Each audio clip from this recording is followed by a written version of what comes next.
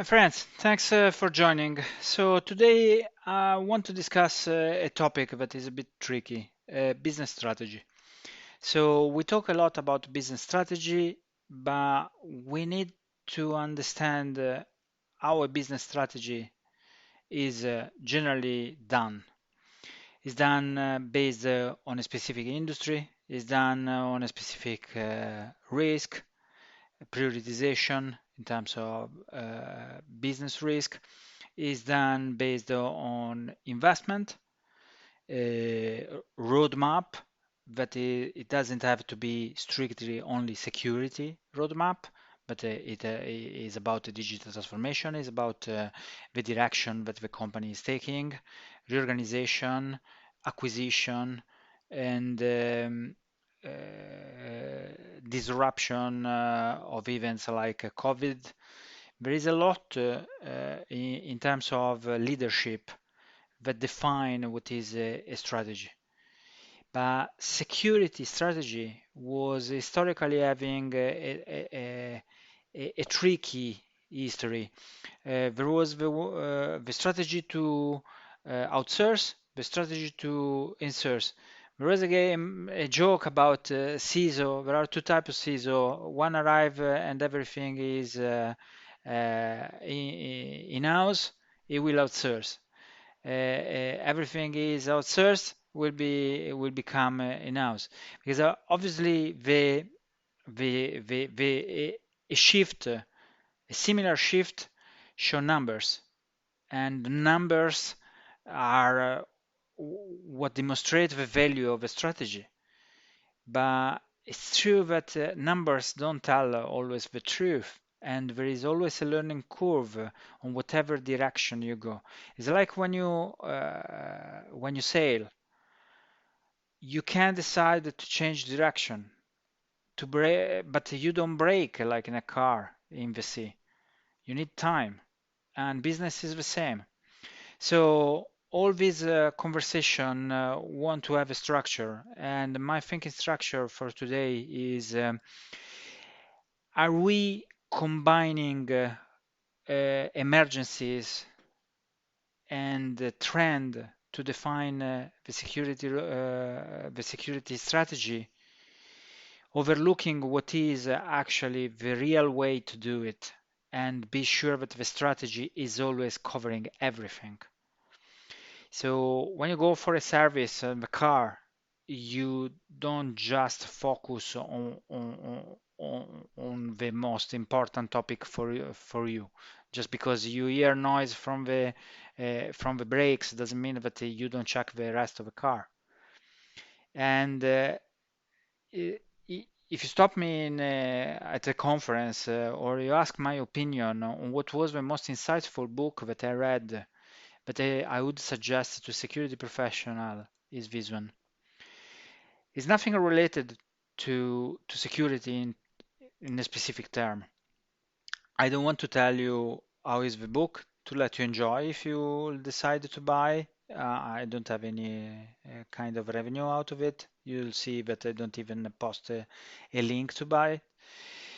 The point is that truly this book touched upon the different approach of industries. If you look at the transportation industry is generally extremely mission critical focus. Black box thinking is to learn from the mistake. And all professionals say, okay, lesson learned is part of the incident. Okay, but is your company lesson learned or is the overall lesson learned of the industry? Because whenever there is an air flight incident, the analysis is performed on just one way. And so there is a strict protocol on how to investigate a matter. Here in this industry, in security, cybersecurity, everybody does an analysis that could follow a completely different kind of metrics.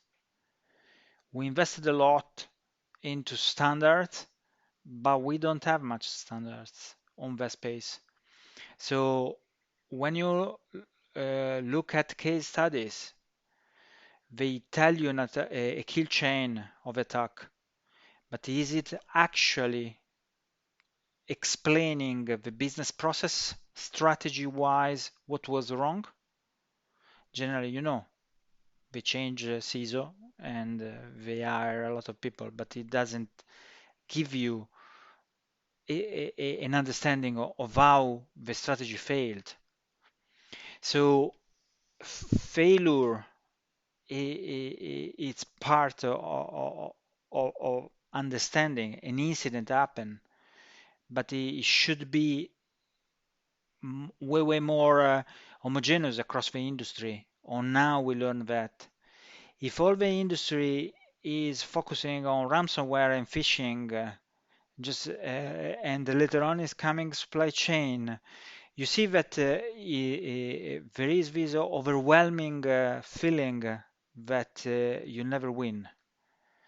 The truth is that if a mechanic does use the same kind of logic, we never check your car in a good way. Auditing framework, the fact that the threat modeling is not connected to the risk evaluation, the fact that I have tons of talks, and you see in my website as well, my resources presentation on where I was trying to explain how if you pick three security professional coming from GRC, another one from security architecture, and a pen tester, they will have a completely different dictionary documents that they read, output of their work or thinking. So this async is is easy to be spotted. Uh, it's we need to focus and step back instead of an Ponemon Institute all trend. They are perfect because you need an understanding of what's the trend. But we need to step back also on strategy.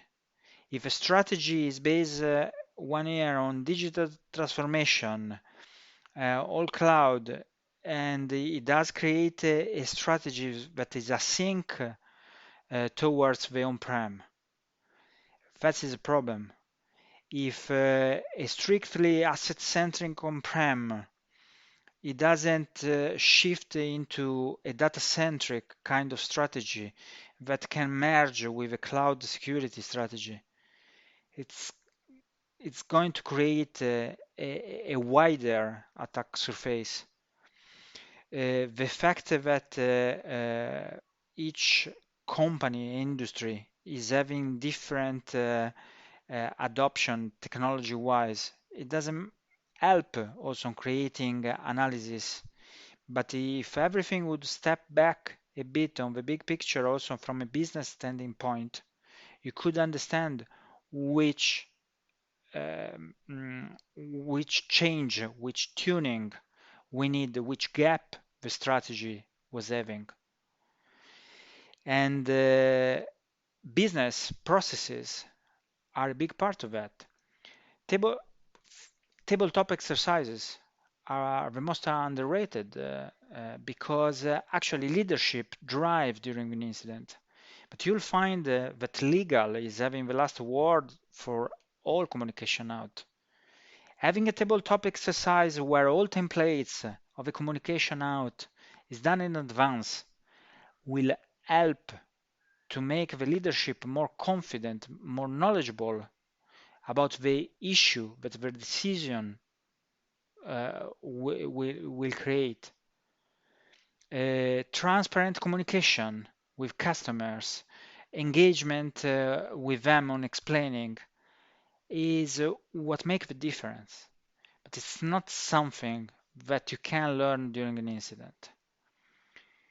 I'm not okay if somebody think to have black box thinking just because into the DFI process there is the word lesson learned. That is the lesson of your own company based on the incident that you spotted. You could have an incident and not spot it, and so there is no lesson learned till you don't spot it. So we need to step back on what is the roadmap, the strategy that cover all, from the ABC to the most sophisticated. I see a lot of talk on what to prioritize, what is you need a logic. I know that business-wise, you need also the bandwidth to focus on problem. You need the money to focus on investment. But a lot of problem have a lot of solution already ready to go.